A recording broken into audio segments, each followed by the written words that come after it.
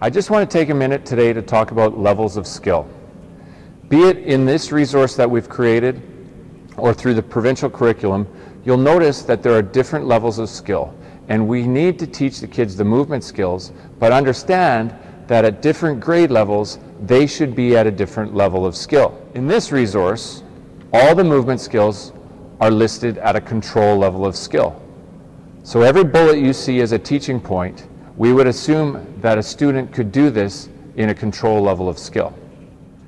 When we look on page 26 of the curriculum, if I'm teaching grade 1 to 5 physical education, you'll notice that there are different letters that represent the 4 levels of skill. Those 4 levels are exploration, which would be an E, progressing to control, which is a P, control level, which is a C, and utilization level, which is a U. So under each grade, you'll notice those letters. So you reference a specific movement, you move to your grade, and it tells you what level of skill those students should be in by the end of that grade. So I'm going to use my Fling It net to help give an example visually of what I mean by the levels of skill. First of all, if I gave this Fling It net to someone who has never seen one before, and I hand them a fleece ball, what will happen? What will it look like? Well, first of all, they need to start seeing or figuring out how it works. They have to figure out how to hold it. They have to figure out, okay, where does the ball go? And maybe by watching others, they'll see that we're trying to move the ball into the air. Well, how they do that maybe works, maybe doesn't work. That would be what I call an exploration level, okay? It's new. We're trying it out. We're trying to figure it out. We have not even come close to hitting all the teaching points that we want for this skill, but we're at that exploration phase. Moving one step up from exploration, we get into what's called progressing towards control. Now, they figured out probably a few of the teaching points if we talk about control level skill, but they are not that successful with it yet. Someone who's at a progressing to control level of skill, for me, would catch it on occasion, and when they did, they'd be very excited to tell you about it. But more often than not, they're still trying to figure out how to throw it properly and successfully catch that object. All right? So that's a progressing to control. Not a lot of success, very excited when they do. Next step up is what our resource has been focused on, and that's showing those skills in what's called a control level. Now, a control level of skill simply means the student can figure out how to do the movement and really thinks it through.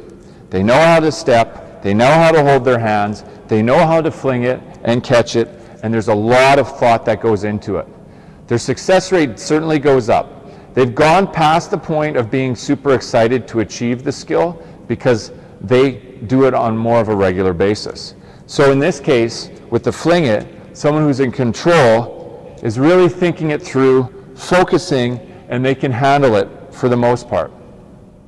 Beyond the level of skill of control, we move into utilization. And utilization is just taking that one step further from the control level. They can make the movement happen without even really thinking about it, okay? They can move around the gym and still catch this object. They can turn their hands another way and pass it and step and send it to someone. They are what's called the utilization level. They have it ingrained. It just comes naturally now, and they don't have to think about it. So let's back up again. Exploration is the beginning, just learning, just figuring out, trying to understand it. And for some movements, that's all we want them to be able to achieve.